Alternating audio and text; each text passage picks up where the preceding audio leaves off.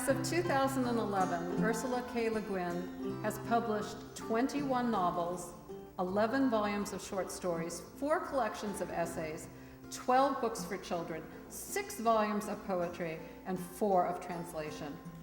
The Washington Post has called her eloquent, elegant, insightful, funny, sharp, and nearly always provocative.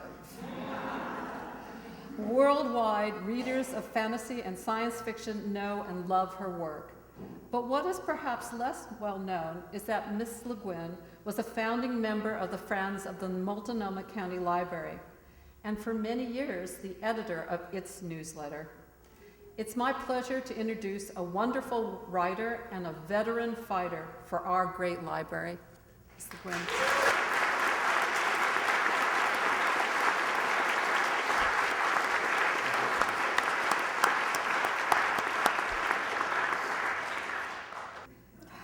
I've been doing this so long, I'm going to be real serious, and I hope everybody else is entertaining.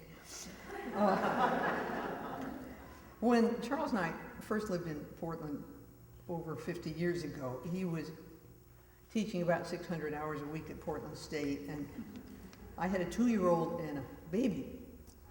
And once every couple of weeks, we could get a 7 to 9 sitter. And Charles would take me where I wanted to go, which was Central Library. And for 2 hours there, I was just purely happy. I was rich, I was free, I could go anywhere, I could learn anything, do anything, be anybody. That's what books give to those who read them. True wealth, true freedom, and the pursuit of happiness. Well, to shut the doors of a library is to ban all the books in that library. To shut the doors of a library is, if you shut them to people whose only computer is the library computer, you're cutting off all those people from the internet. To shut the doors of a library is to keep people from the pursuit of happiness, our unalienable right. To impoverish libraries of the money they need to keep the doors open is to give control of information to those who will limit information to what suits them to offer. To starve a library is to starve the community of information, entertainment, art, and knowledge. Because the library is the only place where information, entertainment, art, and knowledge are free. That's free, and of course, in the hugely important sense of not costing money. But also free in the sense of being inexhaustibly there for everybody, equally, all the time. The Free Public Library, an institution that offers all it has freely to all the community and is maintained by shared community responsibility, is an essential institution of democracies, and I think only democracies. But we have to keep it in mind in this campaign, I think, that free and public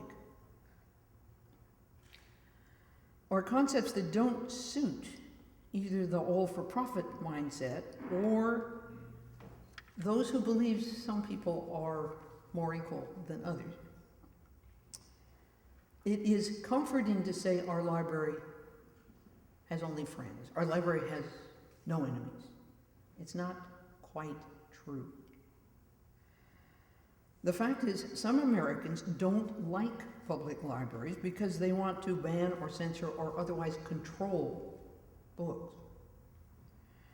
They don't agree that we all have an equal right to information, which is, after all, power. They don't want people to read books that don't support particular religious views or political opinions or moral rigidities. Some of us Americans consider all education elitist, or want children and teenagers kept from independent choice,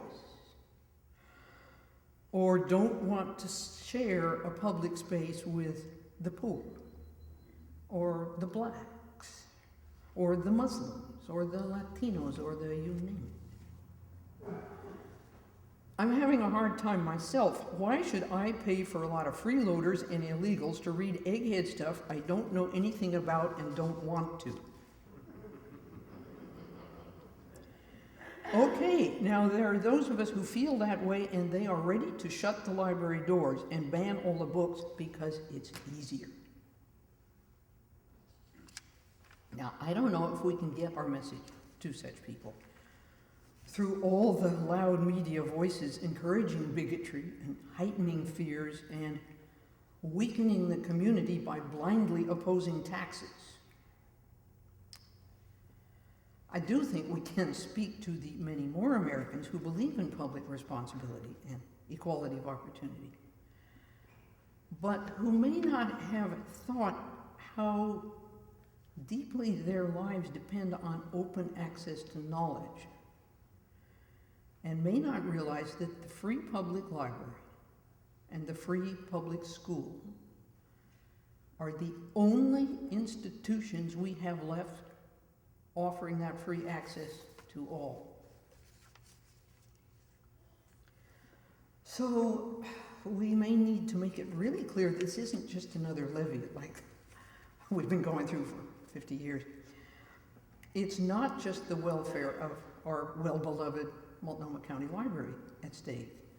It is a decision about who controls information, who owns the knowledge.